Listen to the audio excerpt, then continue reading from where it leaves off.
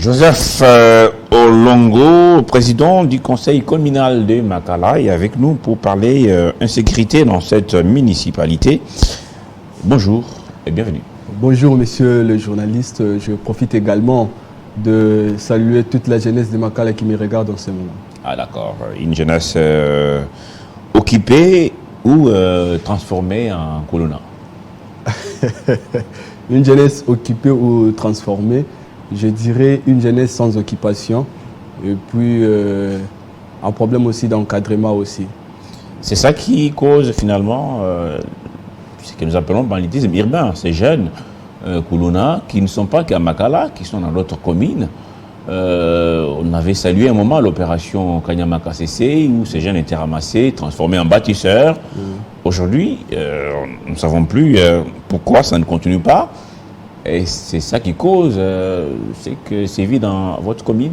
Oui, bien évidemment, parce que vous savez, dans le milieu de la jeunesse, il n'y a pas que la question de maîtriser les bandits urbains, mais aussi de les encadrer. Quand il n'y a pas d'encadrement, quand il n'y a pas un plan pour la jeunesse, alors là, c'est très difficile.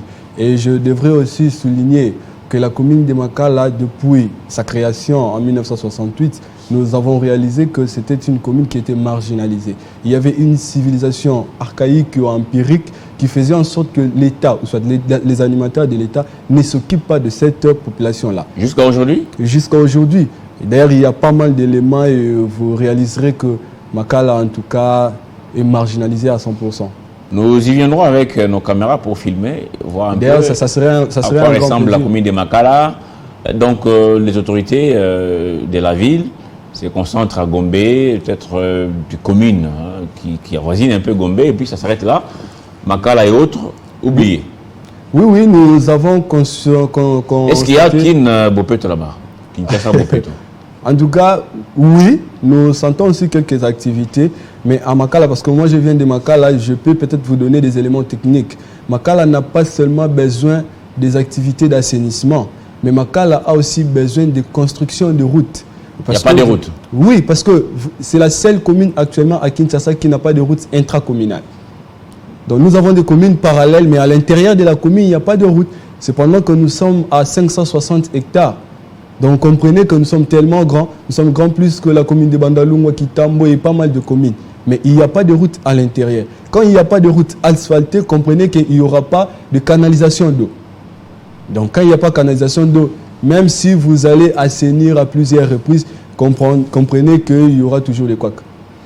Pas de route, pas de canalisation, est-ce qu'il y a de l'eau, de l'électricité? En tout cas, d'ailleurs, au-delà du fait que nous n'avons pas de l'eau, mais il n'y a même pas des agences de la régie des eaux dans notre municipalité.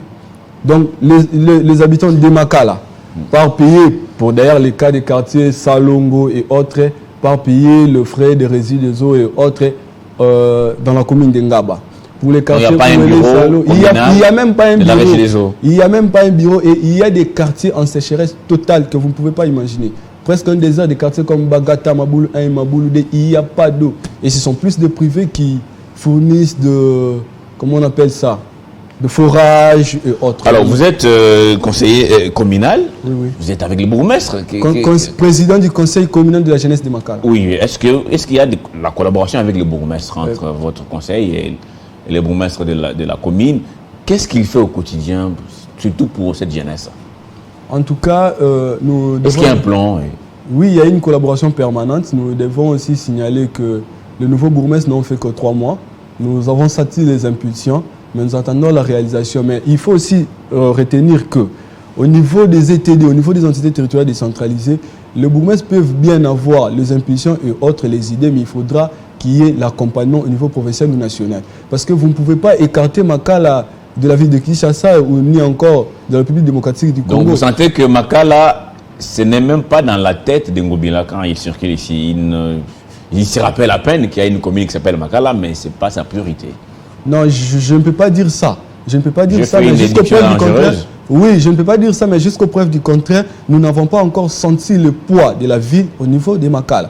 Je ne sais pas, peut-être s'ils sont en train d'analyser les cas et autres. Je peux vous donner peut-être un élément. Mais ça fait longtemps. En dépit de tout ce que nous sommes en train de déplorer,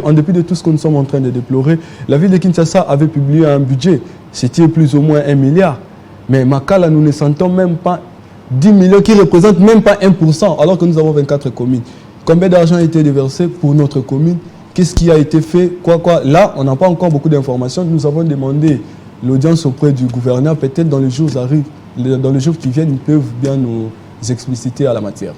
Alors, demander l'audience, c'est bien, peut-être qu'il va vous recevoir et vous donner une explication claire et nette là-dessus, sur ce qui se passe dans votre commune. Alors, revenons à l'insécurité, parce que voilà, la population en a marre, hein, à Makala. Quels sont les indicateurs?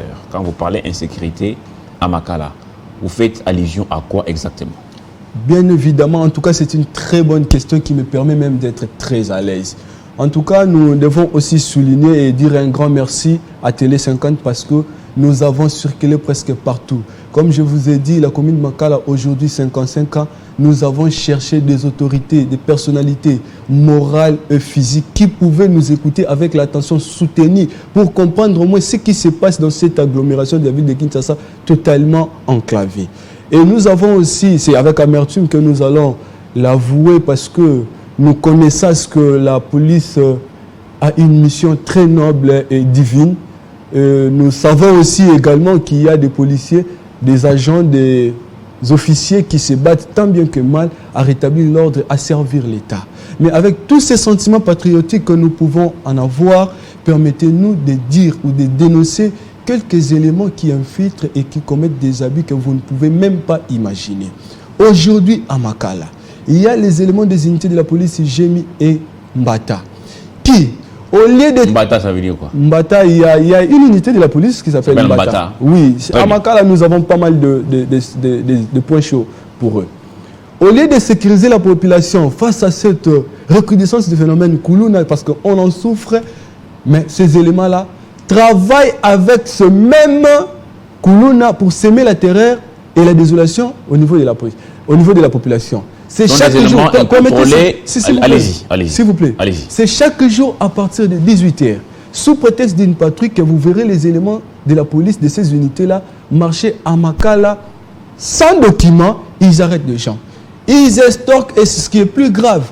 Quand vous avez un téléphone, vous avez un porte-monnaie, dites-vous que quand vous rencontrez la police de ces unités-là, vous n'allez plus le retrouver.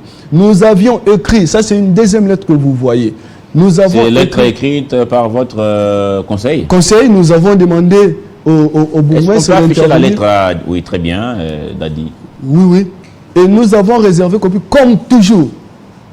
Comme toujours, nous avons réservé copie aux autorités. Et cette fois-ci, nous entendons peut-être l'implication de nouvelles personnalités qui sont là en place. C'est chaque jour. C'est adressé à qui? C'est adressé au bourgmestre, mais nous avons au bourgmestre. Parce que c'est lui notre autorité. Et c'est lui qui connaît aussi mieux le problème. Alors, les éléments dont vous parlez, oui, ils sont réellement la police ou ce sont des infiltrés? Mais c'est peut-être la police de bien identifier parce que nous voyons les hommes en uniforme. Parce que vous verrez, quand ils passent, quand ils estorquent, quand ils arrêtent même des gens, les gens entrent et sortent sans qu'il y ait procès verbal. C'est ce qui est grave. Non, on a même du mal à retrouver des cas parce que quand les gens viennent dénoncer pour poursuivre, il faut avoir des preuves. Et quand les gens entrent et sortent sans le procès verbal, c'est ce qui est grave. Au-delà de ça, toujours à la recherche des amendes illégales et injustifiées comme c'est assigné dans cette lettre, ces éléments de la police produisent beaucoup de coups de balle que vous ne pouvez pas imaginer, qui créent même des cas de mort. Aujourd'hui, nous regrettons beaucoup de personnes. Si nous avons signalé seulement 4 cas de mort, parce que ce sont des familles qui sont essoufflés. Ils sont morts quand? C'est moi, le mois passé, l'an dernier? Nous avons le cas de Belinda Zala qui est mort depuis le 20 septembre de l'année passée. Tué par balle? Tué par balle. Balle perdue ou ciblée? Ciblée et c'était volontaire. C'est une mère de 8 enfants, une mère de famille qui a 8 enfants, comprenez? Une mère qui a 8 enfants, le premier fils est en 5e des humanités. Comprenez le reste. Donc c'est une famille qui était essoufflée. Jusqu'aux preuves du contraire, il n'y a pas procédure, il n'y a rien qui s'est fait. À part Belinda Zala, nous avons Esther Lucel qui réclamait juste son téléphone qu'on l'avait extorqué vers 23h sur l'avenue Kinzengton entre les quartiers Salongo et Wamba. Et puis on l'a poignardé, s'il vous plaît. Quelle force que pouvait avoir une fille pour ne pas que ces éléments de la police puissent le maîtriser. Et tout ce qui se passe même si vous vous plaidez, il n'y a pas de résolution, il n'y a pas de suite. Nous avons Chris Malungana, nous avons souligné seulement quelques cas où les familles étaient vraiment limitées. Mais il y a plusieurs cas. Mais on se pose des questions. Il faudrait qu'il y ait combien de morts, monsieur le journaliste, pour que l'État intervienne, bien évidemment. Parce que, hormis les cas de morts, nous avons aussi des cas de viol. Les jeunes filles qui... Je dois le dire parce que nous sommes au bout de souffle et nous demandons que Télé 50 puisse nous accompagner dans ce plaidoyer que nous sommes en train de mener parce que nous avons même des cas de viol, des jeunes filles qui sont violées dans des sous-siates. Vous ne pouvez pas imaginer ça. Dans les sous-siates. Permettez-moi de vous parler de réalité incroyable parce que partout où nous sommes passés, personne ne pouvait croire à ça. Partout où vous passez, mais Makala a des couleurs. Mais parce que Makala a des couleurs, que tout est permis. Quand nous menons des études techniques et approfondies dans ces dossiers, vous réaliserez que Makala aujourd'hui a 4 unités de la police. Et il n'y a pas un commandement fixe. Les GMI disent que non, nous avons notre commandement. Vous avez qui? Les Mbata disent que non, nous avons notre commandement. La police de proximité à ce cas-là est très limitée. Vous ne savez pas qu'est-ce que vous allez faire. Cette femme a été violée dans un social. Mais on ne montre pas l'image d'une femme violée à la télévision. Voilà. Je crois qu'il fallait flouer ça. Et les victimes, il faut la protéger. Voilà. C'est quand même grave ce que vous dénoncez. C'est grave. Est-ce que vous avez pris le temps, n'est-ce pas, de vous approcher auprès du commissaire de la ville, commissaire de la police? Il y a un nouveau, son nom m'échappe encore, je crois que je vais consulter. À l'époque, c'était Général Kassongo. Est-ce que vous êtes parti vers lui pour lui dire, attention, et mon général, nous avons des problèmes, à Makala, ça ne va pas avec vos éléments. Nous avons écrit, hormis lui, nous avons écrit, je me rappelle de la lettre que nous avons adressée toujours au bourgmestre, nous avons réservé copie au ministère de l'Intérieur. On lui avait écrit, c'était le 5 septembre 2020. Le 13 septembre, le ministère passe dans une chaîne radio aussi placée dans notre pays. Il parle des cas de tracasserie policière, mais permettez-moi de vous dire que l'Excellence n'avait même pas évoqué les cas de Makala.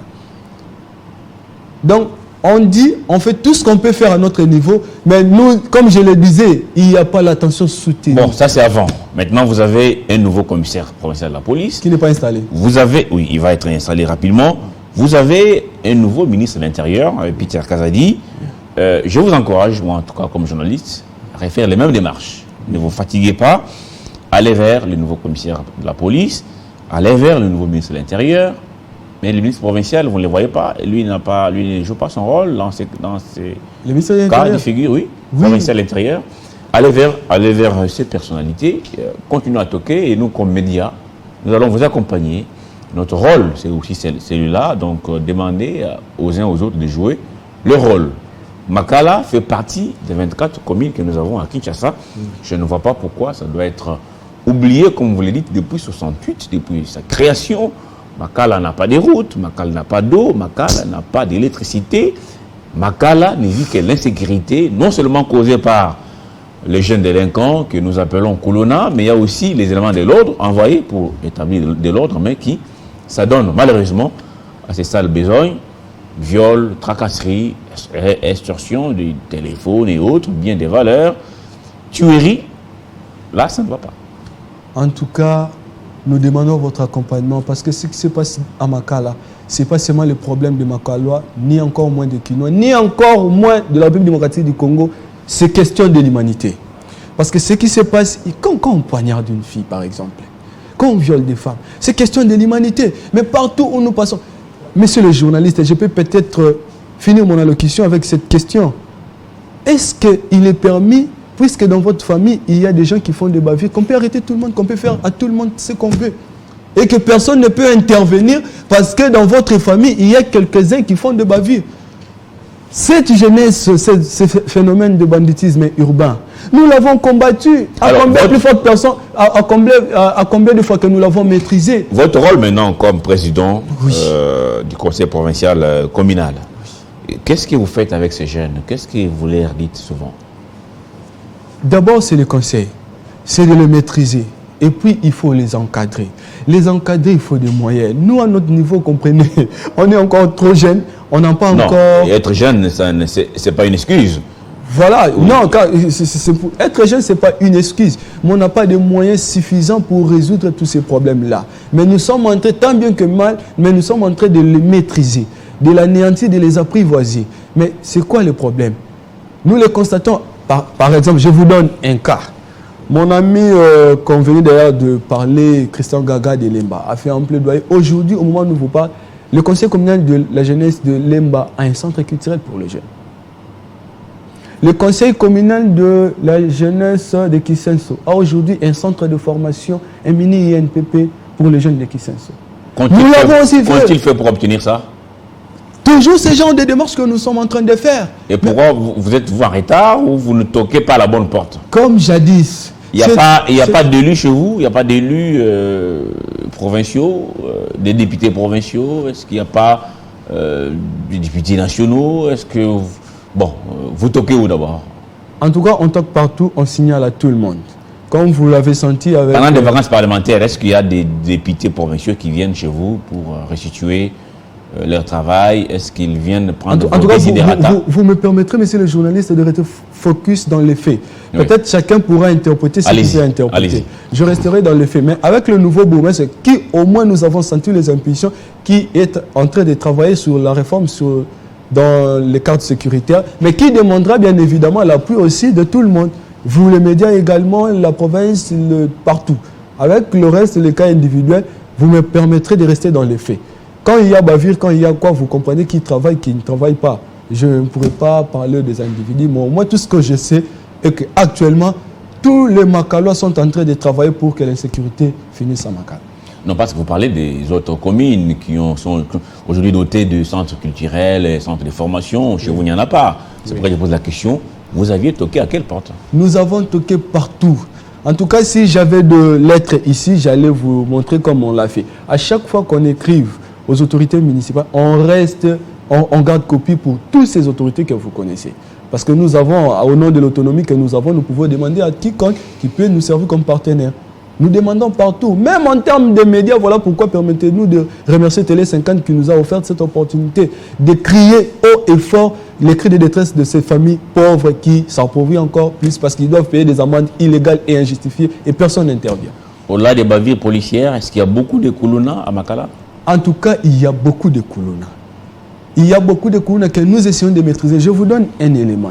Comment vous les maîtrisez? Parce qu'on dit que nous avons, pas maîtrisable. La jeunesse de Makala a créé un groupe de vigilance appelé Stop Koulouna. Stop Koulouna. Stop Koulouna. Nous avons maîtrisé le Koulouna à cette époque. Je parle de mois août, septembre, octobre, novembre, décembre 2022. Nous les avons maîtrisés. C'était l'autodéfense des jeunes. Comment nous, les responsables à Makala, nous avons 351 000 jeunes.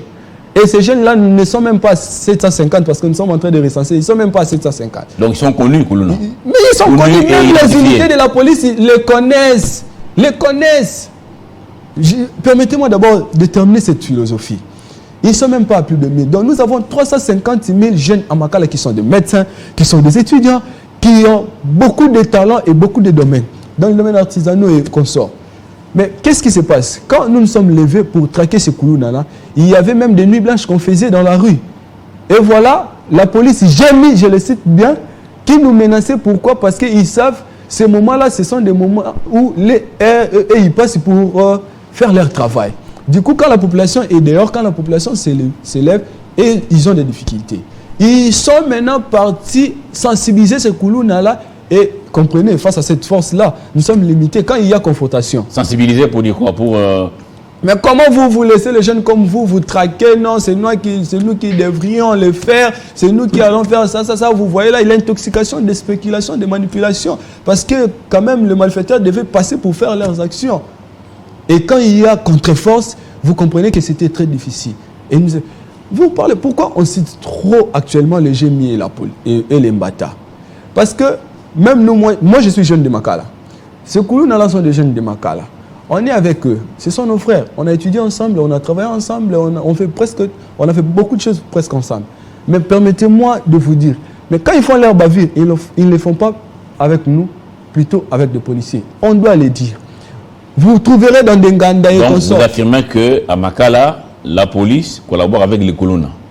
Effectivement. Pour amplifier l'insécurité. Ils prennent des chambres ensemble, ils font tout ensemble, les ordres, ils le font ensemble. Et si vous venez, grâce à votre caméra, si vous venez à Makala, je vous dis, en tant que président de la jeunesse de Makala, je peux même vous amener dans des souciettes où vous trouvez, il y a une souciette, à côté, il y a des ordres de convoi.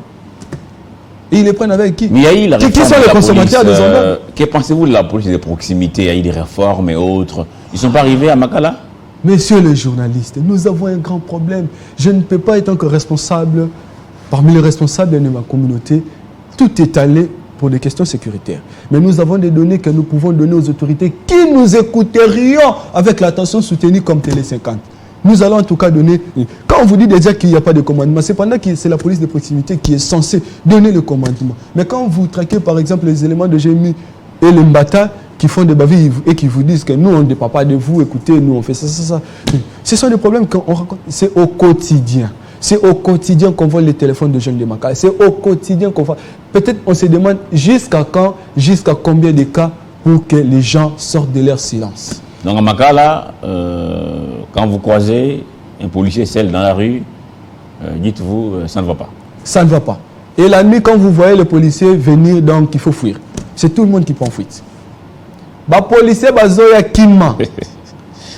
Ça fait rire, mais ça fait mal, c'est que vous racontez. Ça fait mal, c'est incroyable. Je crois qu'il faut attirer l'attention non seulement de l'autorité de la ville, le gouvernement de province Ngobila, attention de son gouvernement provincial, le ministère de l'Intérieur, attention du commandant de la ville, donc le commissaire provincial de la police de Kinshasa. Vous dites qu'il n'a pas encore pris ses fonctions, ça va être fait prochainement, du nouveau ministre de l'Intérieur, Peter Kazadi, du gouvernement central. C'est pas normal de laisser ces jeunes, vous dites qu'ils sont combien? 350 000 jeunes à Makala? À Makala, 351 000 jeunes. 1000 jeunes, vous les avez recensés comme ça? Ça, c'est l'exercice 2022. Donc actuellement, on peut aller à plus. À plus, voilà, parce que c'est chaque jour. Il faut avoir un regardant, n'est-ce pas, à Makala, pour voir ce qui se passe. Ce n'est pas normal. Nous devons, ils ont l'obligation, les décideurs ont l'obligation de sécuriser tous les Congolais, y compris ceux qui sont à Makala. Makala, ce n'est pas très loin d'ici, de là où nous sommes. Pourquoi cette inattention? Il n'y a pas de routes, il n'y a pas d'eau, il n'y a pas d'électricité, pas d'occupation. En termes d'occupation, il n'y a pas de projet de développement de Makala, il n'y a même pas un centre culturel, il n'y a pas de centre de formation, il n'y a pas de bibliothèque. Donc les jeunes, au lieu d'être occupés à s'équiper, assurer leur avenir, notamment la lecture, les activités et autres, les jeunes sont associés à la police, c'est ce que vous dites, pour consommer les ododos, les quoi encore? Les bombés. Les bombés et chambres, tout ce que vous connaissez. Tous ces stupéfiants qui détruisent l'organisme et c'est pas normal. Je tiens à vous dire merci pour toutes ces vérités et pour avoir été sur ce plateau pour dénoncer. Oui, un petit mot, 30 secondes. Oui, bien évidemment, j'aimerais maintenant m'adresser aux 350 jeunes restants de la commune de Makala qui luttent actuellement. Je vous demande de vous calmer parce que, bien évidemment, il y a eu des tensions. Les jeunes voudraient se soulever. Nous savons ce qui se passe actuellement à Kwamoutou, ce qui s'est passé à Kwamoutou et autres. Je n'aimerais pas que ça soit à Makala. Si je suis passé à la télévision parce que j'estimais que je pouvais atteindre tous les jeunes au niveau de Makala. Restons focus. Cet engagement que nous avons pris, cette alternative que nous voulons amener dans notre municipalité, ce changement que nous voulons imprimer à notre municipalité, c'est nous et nous seuls qui sommes responsables. Nous vous demandons de vous calmer, nous sommes en train de mener des procédures. J'ose croire qu'après cet élément, l'État pourrait intervenir, le ministre de l'Intérieur actuellement installé, le ministre Peter Kazadi, pourrait bien intervenir, pourquoi pas le ministre provincial de l'Intérieur, Gracien Siakala, qui pouvait aussi intervenir dans notre dossier. Mais quand il y aura des récalcitrants, peut-être là la jeunesse pourra se prendre en charge, mais nous vous demandons en ce moment de prendre votre mal à patience. Nous attendons les réactions de l'État. Retenez ça bien. C'est nous qui allons apporter les changements dans notre municipalité. Et même si ça resterait une minute avant la mort, nous allons le faire au nom de Makala. Merci beaucoup. Message d'espoir. Merci Joseph Olongo. Vous êtes président du conseil communal de Makala. Vous étiez là pour parler insécurité dans votre municipalité. Merci. Merci et à la prochaine. C'est moi qui vous remercie. Alors, il est 10h, passé 5 minutes à Kinshasa. Nathalie Yokomposo est avec nous pour la dernière livraison à la Minute Info. Nathalie, bonjour. Rebonjour Crispin. Est-ce que l'actualité a évolué? On va découvrir tout à l'heure avec les téléspectateurs. Allez-y, Nathalie. Merci d'être resté avec nous. La Minute Info, c'est tout de suite.